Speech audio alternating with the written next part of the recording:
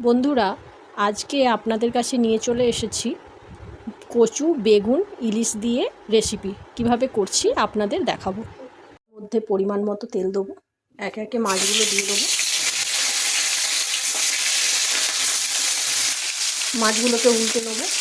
তেলের মধ্যে কালো জিরে, শুকনো লঙ্কা, কাঁচা লঙ্কা ফোড়ন, কচু,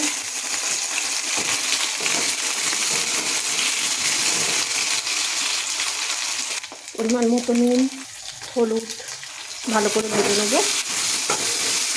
মশলার মধ্যে দেবো সর্ষে, পোস্ত, পেঁয়াজ, রসুন মিক্সিতে পেস্ট করে নেবো। দেখুন কচুটা ভাজা ভাজা হয়ে গেছে।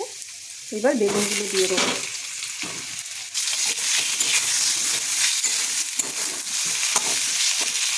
এইবার মশলাটা দিয়ে দেবো। মশলাটা ভালো করে কষিয়ে নেব। এইবার মিক্সি ধোয়া জলটা দিয়ে দেবো। ঝোলটা ফুটে গেছে, এবার মাছগুলো একে একে দিয়ে দেবো।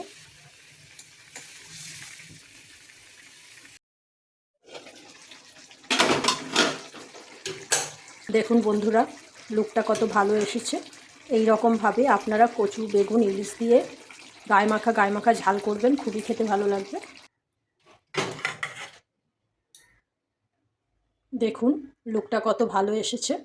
আপনারা করবেন, খুবই সুন্দর সুস্বাদু খেতে হবে।